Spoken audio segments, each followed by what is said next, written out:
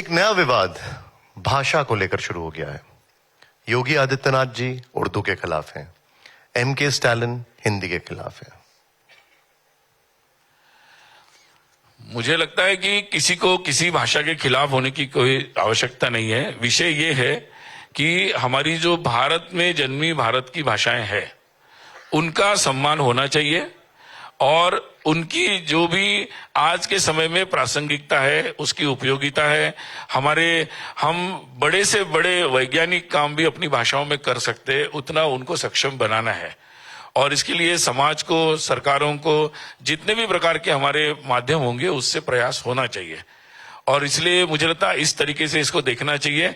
और ये बात जो तमिलनाडु की बात आप कर रहे हैं, तो वहां पर तो ये बात सोचने की है कि अगर सरकारों के लिए सोचने का विषय है कि तमिल भाषा के लिए सरकार क्या कर सकती है। तो मुझे लगता है वहां तो तमिल मीडियम को इंग्लिश मीडियम रिप्लेस कर रहा है, इसके बहुत सारे आंकड़े आ रहे हैं।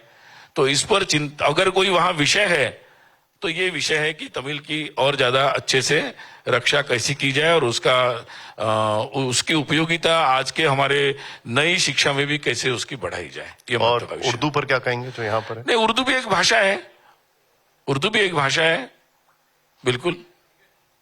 और बहुत सारे इतिहास, लेकिन क्या है, देखिए ऐसा है कि अगर कोई भाषा में किसी को लड़ाना चाहता है या अपनी कोई धार्मिक आइडेंटिटी से भाषा को जोड़ता है तो वो गलत है। मतलब वो बात बिल्कुल गलत है। मैंने इसलिए कहा ना कि प्रश्न दृष्टि का ही आ रहा है, मतलब प्रश्न दृष्टि का आ रहा है कि आप हर चीज को अगर उस दृष्टि से जोड़ना चाहते हैं तो ये जो पूरी दुनिया में फंडामेंटल ताकतें, जो इस्लामिक फंडामेंटलिज्म है, ये अपने तरीके से नए नए पैतरा अपनाता है।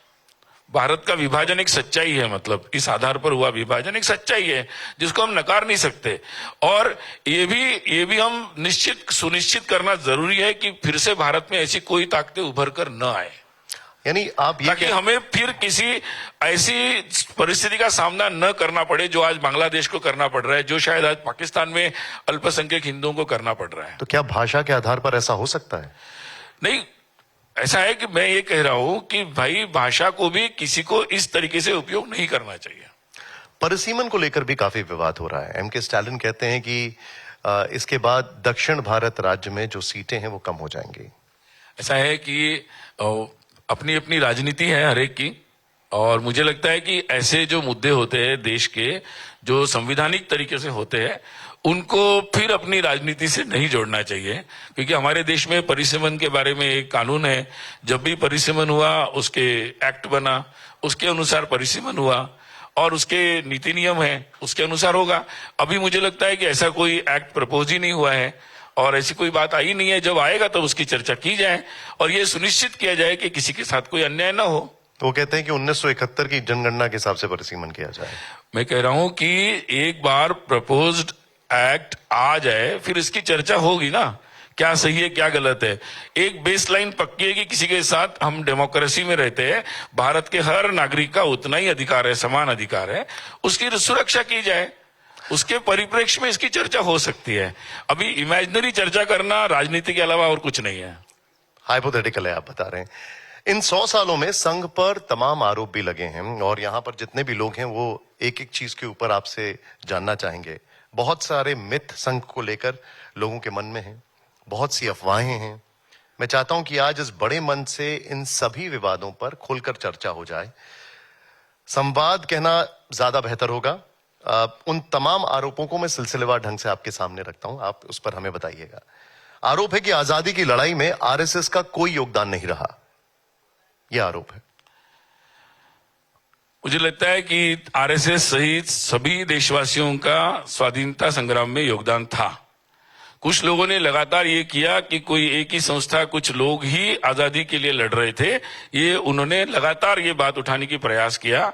और मुझे लगता है केवल ये बात संघ के साथ नहीं, ये सुभाष चंद्र बोस के साथ भी उन्होंने किया, बहुत सारे हमारे जनजाति क्षेत्र के तमाम नेताओं के साथ किया। फिर ये केवल नॉर्थ में था, साउथ में था कि नहीं, बहुत सारी बातें उठाई गई है।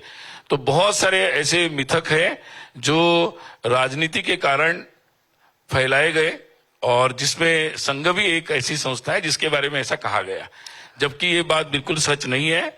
मुझे लगता है कि संघ जैसा संगठन जो जिसका बेस ही राष्ट्रभक्ति है, वो कैसे स्वाधीनता के आंदोलन से दूर रह सकता है। लेकिन आप एक ही तरीके से और एक ही संस्था में कोई काम करे तभी वो स्वाधीनता आंदोलन है, ये जो सोचने का तरीका बनाया गया वो मुझे लगता है करेक्ट करने की जरूरत है। बड़ा अच्छा है जो आपने इस पे क्लैरिटी दे दी हम सभी लोगों को यहाँ पर। एक पक्ष ये कहता है कि सावरकर ने 6 बार माफीनामे लिखे, फिर संघ उन्हें वीर क्यों कहता है? ऐसा है कि सावरकर जैसे जो महान सेनानी थे और वो युद्ध में थे, स्वाधीनता के युद्ध में थे। तो स्वाधीनता के युद्ध में कई प्रकार की रणनीतियां होती है। आज हम बैठकर उसकी समीक्षा करते बैठे और उनकी देशभक्ति पर या उनके बलिदान और उनके योगदान पर हम बहस करें, ये मुझे लगता सार्थक नहीं होगा। वो जेल जाने से पहले जेल में थे और जेल के आने के बाद उनके जीवन को देखे तो मुझे लगता है बहुत स्पष्ट होता है कि वो जो भी चीज कर रहे थे वो देश के हित में, देश की स्वाधीनता के लिए ही कर रहे थे।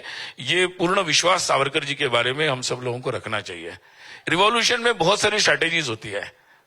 आज हम लोग उसे एक कागज को पकड़ के कोई बात कर दे, वो मुझे लगता सही नहीं होगा। ये इतिहास के साथ और हमारे स्वाधीनता सेनानियों के साथ अन्याय होगा।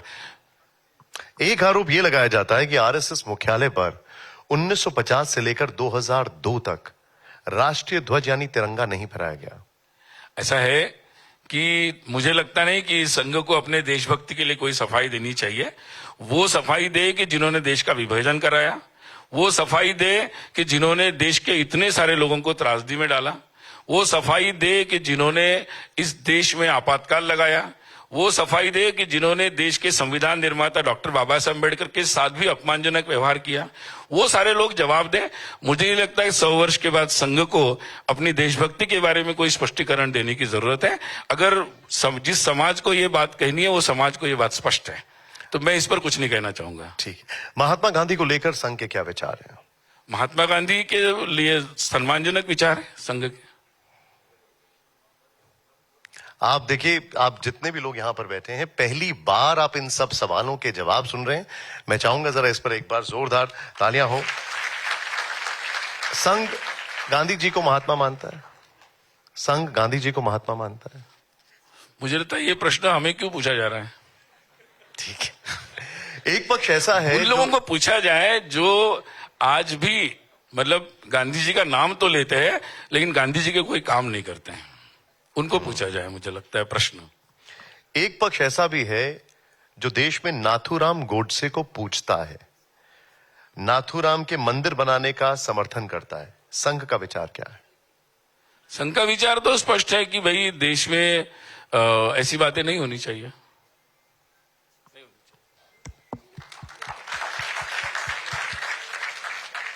संघ मनुस्मृति का समर्थन करता है। मनुस्मृति वर्ण व्यवस्था का समर्थन करती है। क्या संघ भी वर्ण व्यवस्था का समर्थक है? पहली बात तो संघ कोई धार्मिक अधिष्ठान नहीं है जो अपने धर्म के अधिष्ठान के बारे में मार्गदर्शन करने का अधिकार हमारी धार्मिक पूज्य श्री शंकराचार्य जी और बहुत सारे ऐसे हमारे आध्यात्मिक गुरु हैं जो धर्म ग्रंथों का और उसके बारे में इंटरप्रिटेशन देते हैं हमें, और वो दृष्टा के रूप में समय समय पर हमारा मार्गदर्शन करते हैं। तो संघ का पहली बात तो उसकी कोई एक्सपर्टाइज संघ की नहीं है। रही दूसरी बात, हमारे जो समय समय पर युग के अनुसार बहुत सारे मार्गदर्शक तत्व बनते हैं और समय युग के साथ वो मार्गदर्शक तत्व बदलते हैं क्योंकि समय बदलता है, परिस्थिति बदलती है, समाज की आवश्यकताएं बदलती है, धारणाओं में कुछ परिवर्तन होता है, तो उसके अनुसार बदलता है। आज हमारा देश संविधान है हमारे पास, और जो भी आज के हमारे मुझे लगता है कि बहुत सारे ऐसे आध्यात्मिक गुरु हैं और हमारे सारे धार्मिक पीठ है, उन सब लोगों ने ये घोषित कर दिया है कि हिंदू धर्म के किसी भी शास्त्र के अनुसार जाति या जन्म आधारित कोई भी भेदभाव ये शास्त्र आधारित नहीं है। इस पर संघ के जो द्वितीय सरसंघचालक थे श्री गुरुजी गोलवलकर, उनके बहुत प्रयास से एक जब सारे संतों का विश्व हिंदू परिषद के अधिष्ठान में सम्मेलन हुआ था उडुपी में, उसमें उनका ये प्रयास था कि पहला काम ये होना चाहिए कि कम से कम ये समाज को संदेश जाना चाहिए और वो धार्मिक आचार्यों के द्वारा जाना चाहिए कि जाति के भेदभाव के लिए हमारे शास्त्रों में कोई आधार नहीं है। और वहां पर ये दो बात कही गई थी, हिंदवा सोदरा सर्वे, यानी हम सब सहोदर है, और न हिंदू पतितो भवेत, यानी कोई भी हिंदू पतित नहीं हो सकता। ये सारे हमारे जितने धर्माचार्यों ने बैठकर एक साथ उडुपी में जो 60s में जो सम्मेलन हुआ था उसमें ये प्रस्ताव किया था। तो संघ उसी को बिलीव करता है और उसी तरीके से कार्य करता है। ये सवाल इसलिए था क्योंकि सारी राजनीति जाति को लेकर ही होती है। अब अगला आरोप ये लगता है कि संघ जो है वो ब्राह्मणवादी है। ऐसा है, आपने शायद आपने अभी रील दिखाई, उसमें दिखाया कि संघ तो पूरा देश भर में गया है, 80,000 से ज्यादा शाखा हुई है, और आप पूछ रहे थे कि संघ के जो स्वयंसेवक है वो प्रधानमंत्री भी बन गए। तो मुझे लगता है कि कोई ऐसी इस तरह सी बात, अगर विश्वास रखने वाला कोई संगठन समाज में व्यापक स्वीकार्यता पा सकता है क्या? ये मुझे लगता है एक सामान्य मतलब सोच का विषय है। तो संघ डे 1 से डॉक्टर हेडगेवार जो संघ के संस्थापक थे, उनका विचार इस बारे में स्पष्ट था, और उन दिनों विचार शायद वो क्रांतिकारी भी था, क्योंकि वैचारिक दृष्टि से थ्योरेटिकली तो लोग बोलते थे, लेकिन उन्होंने डे 1 में ये घोषित किया कि उन्होंने बड़ी लाइन रेखा खींच दी कि हम सब हिंदू हैं, हम सब हिंदू हैं। तो मुझे लगता है कि कई बार उसी बात पर बोलने से विषय नहीं होता है, एक बड़ी रेखा खींचनी होती है। तो उन्होंने हिंदू नाम से एक बड़ी रेखा खींच दी, और जिसका अनुभव आज भी हम लेते हैं। अभी देश में कुंभ हुआ तो सारे आप लोग, तो बहुत सारी चर्चा हो रही थी देश में, मीडिया के मंचों पर, राजनीति पर, कि देश में जाति और राजनीति चल रही है। लेकिन आपने देखा कुंभ में कितने करोड़ों लोग आ गए, न उन्हें कोई चिंता थी कि कौन किस जाति से है। तो हमारे समाज में आज भी इतनी ऊर्जा और शक्ति है। हमारे पास पारंपरिक दृष्टि से ऐसे मंच है, वो राजनीति के मंच नहीं हो सकते, कभी कभी मीडिया के भी नहीं होंगे, लेकिन धार्मिक आध्यात्मिक हमारे पास ऐसे मंच है जहां हर समाज का जाति भूलकर, अपने सारे भेद भूलकर लोग एक हो सकते हैं। तो ये हमारे पुरखों की गिफ्ट है आज के 21st सेंचुरी में हमारे लिए।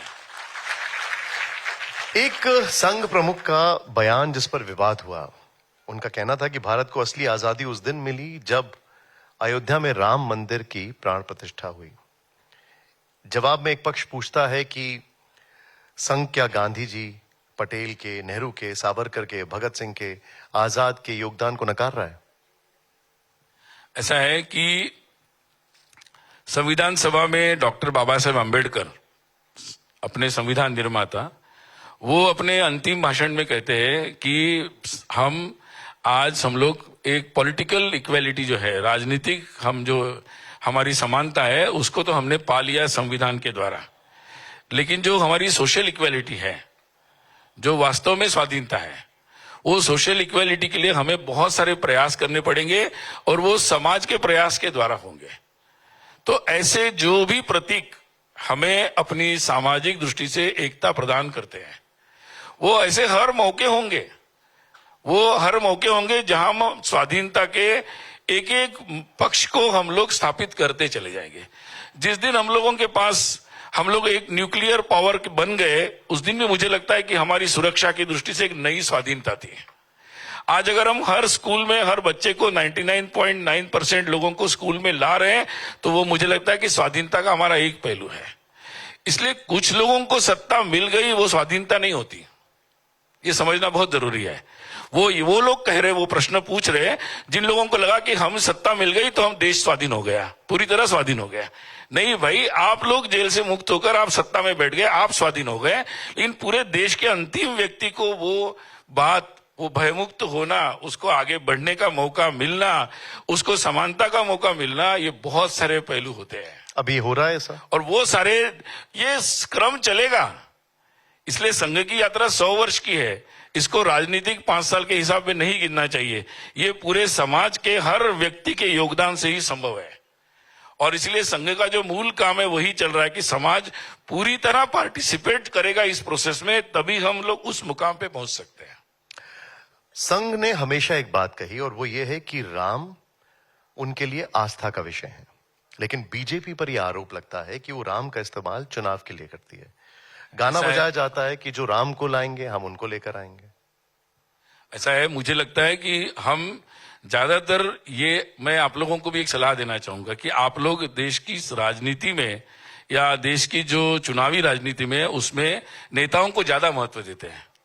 मुझे लगता है कि जो प्रजा है उसको महत्व देना चाहिए। ये प्रजातंत्र है, ये तो प्रजा ज्यादा महत्वपूर्ण है और हम लोग जो काम करते हैं वो प्रजा पर ही करते हैं। तो मुझे लगता है प्रजा बहुत जागरूक हो रही है, वो समझ रही है कि सही राम कहाँ है। वो तो हनुमान जैसे है, उनको पता है राम तो उनके पास है, तो वो देखते हैं कहाँ है राम, उनको जहां लगता है राम है वहां जाते हैं। तो मुझे लगता है इस बात को इसे समझना ज्यादा अच्छा रहेगा।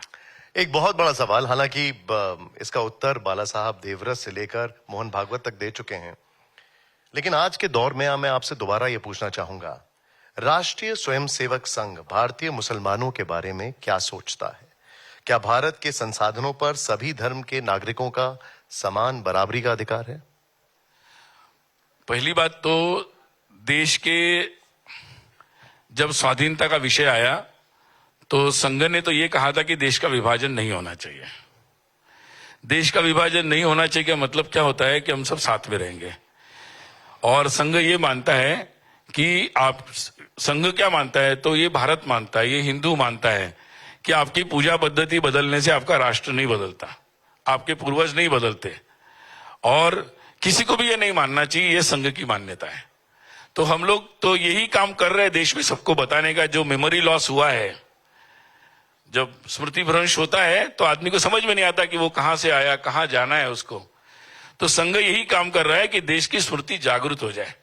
पहले हिंदुओं की हो जाए, फिर और लोगों की भी हो जाएगी स्मृति जागृत की भाई वो और कहीं से नहीं आए, वो इसी देश के हैं, उनके पूर्वज भी यहीं के हैं और उनके पूर्वजों का भी इस देश के आगे बढ़ने में बहुत बड़ा योगदान है। तो और हम सब लोगों को, हम किसी भी भगवान की पूजा कर सकते हैं। हिंदू तो यही विश्वास करता है कि कई रास्ते हो सकते हैं पूजा के। तो ये मिट्टी हमारी है, ये वतन हमारा है और इसी के साथ जुड़ के सबको चलना है। ये संस्कृति जो हमारी पूर्वजों से मिली है हमें लोगों को, उसके साथ चलना है। और संस्कृति क्या है हमारी, एक वाक्य में बोलना है तो साथ में रहने की संस्कृति है। लेकिन राहुल गांधी कहते हैं कि भारत में मुसलमान जो हैं वो असुरक्षित हैं। मुझे लगता है कि मैं क्या बोलूं उनके ऊपर, मतलब क्या बोलूं उनके ऊपर, क्योंकि वो काफी बड़े नेता है और रोज उनके विचार बदलते भी रहते हैं। तो मैं अगर रोज कमेंट करूं तो मुझे मतलब प्रॉब्लम हो जाएगा।